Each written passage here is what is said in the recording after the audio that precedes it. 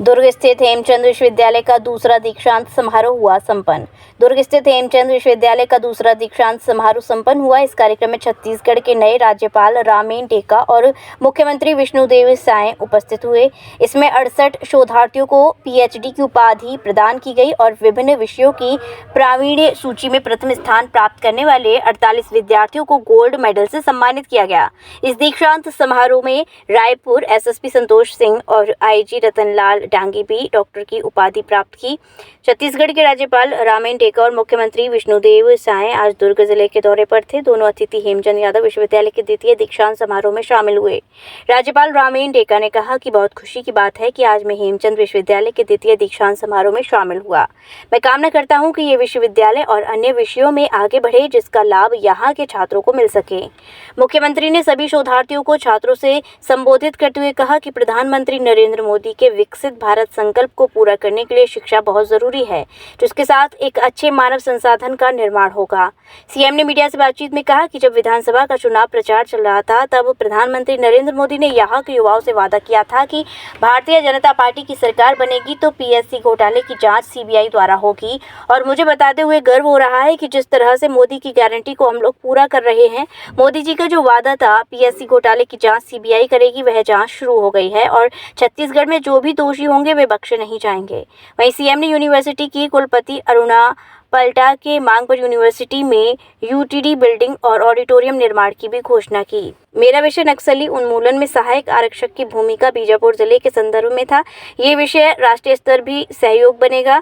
इस विषय में पीएचडी करने वाले आईजी रतनलाल डांगी ने कहा कि 10 साल में नक्सली बेल्ट काम किया हूँ, इसका अनुभव मुझे है। नक्सली क्षेत्र में बस्तर फाइटर सहायक आरक्षक बनने के बाद इनके जीवन में क्या परिवर्तन आया, नक्सल समस्या में निपटने के लिए ये शोध कारगर होगा।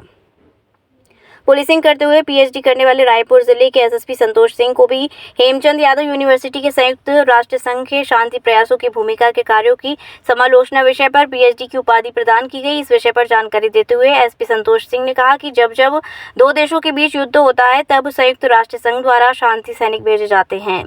इसी विषय पर मेरा शोध है कि किस तरह से शांति प्रयास किए जाएं और पूरे विश्व में भारत तीसरे नंबर का देश है जो सबसे अधिक शांति सैनिक भेजता है। इस शांति सैनिक ने बहुत से पुलिस बीएसएफ के जवान जाते हैं। उन सैनिकों को जवानों के लिए मेरा ये शोध सहयोगी बनेगा। देखिए, मैंने जो शोध का विषय अभी रखा था वो संयुक्त राष्ट्र संघ के शांति प्रयास थे। आप देखते होंगे दुनिया में हर जगह जहाँ भी युद्ध होता है वहाँ शांति के लिए संयुक्त राष्ट्र संघ की सेनाएं जाती हैं। और अब पहले पीस कीपिंग मिशन जाते थे, अब पीस बिल्डिंग मिशंस भी जाने लगे हैं। उसी पे मेरा ये काम है। और इस फील्ड में आप देखते हो कि भारत की बहुत महत्वपूर्ण भूमिका रही है। भारत दुनिया में तीसरा सबसे बड़ा संयुक्त राष्ट्र संघ में शांति सैनिक भेजने वाला देश है।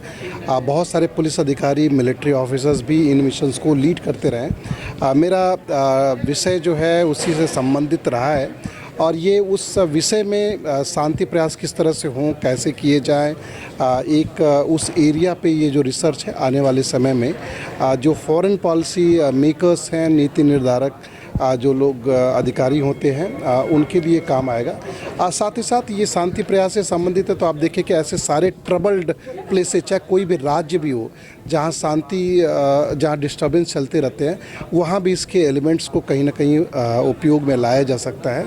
और ये आज जो मुझे ये उपाधि प्राप्त करने का मौका मिला, एक बड़ी शैक्षणिक उपलब्धि के रूप में और सबसे बड़ी बात खुद की संतुष्टि के रूप में मैं इसको देखता हूँ। अंतर्राष्ट्रीय स्तर पर जो वार चल रहा है सर, उसको कैसे देखते हैं? खासकर बांग्लादेश को जो अभी आप देखें तो अभी पुनः हमारे पड़ोस में एक फिर से एक तख्ता पलट हुआ है और ये फिर जैसे मैं कह रहा था अंतर्राष्ट्रीय सुरक्षा का विषय है और ये भारत के लिए शुभ लक्षण नहीं है।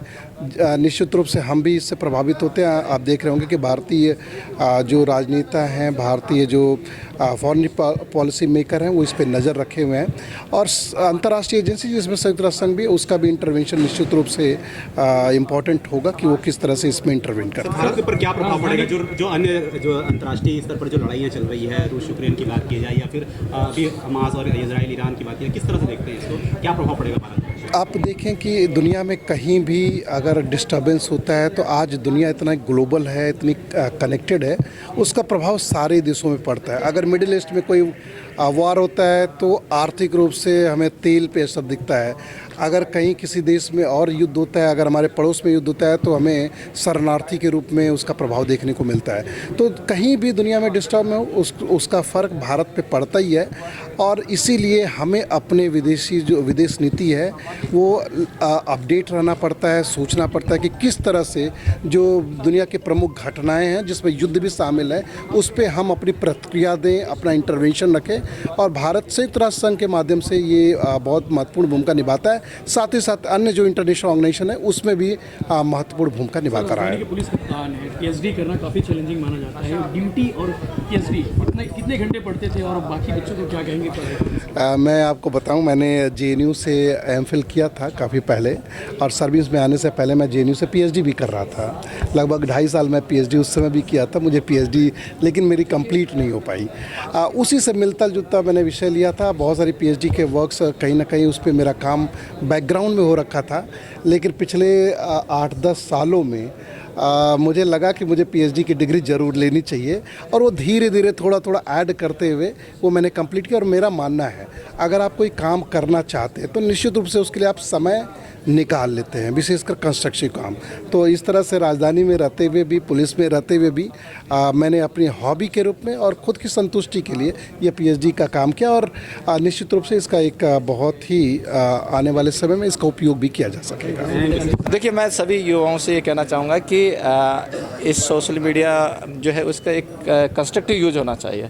आपके पास में जो मोबाइल है वो एक दुधारी तलवार है, आप किस तरह से यूज करना चाहिए। आइए, एक पूरी दुनिया आपके हाथ में है, आप किस तरह से यूज करना चाहिए। तो मैं आपके माध्यम से कहना चाहूँगा कि इसमें बहुत ज्ञान का सागर भरा हुआ है, उसका यूज कीजिए और न केवल अपना बल्कि पूरे देश के लिए कंस्ट्रक्टिव काम करें। Thank you sir. Thank you. विश्व स्तरीय चिकित्सा सुविधाओं से युक्त JP diagnostics radiology and pathology centre Mathura का पहला complete radiology and pathology diagnostic facility से सुसज्जित। Doctor Deepak Agarwal and doctor Nidhi Agarwal, JSR tower, Govardhan crossing, NH90, Mathura.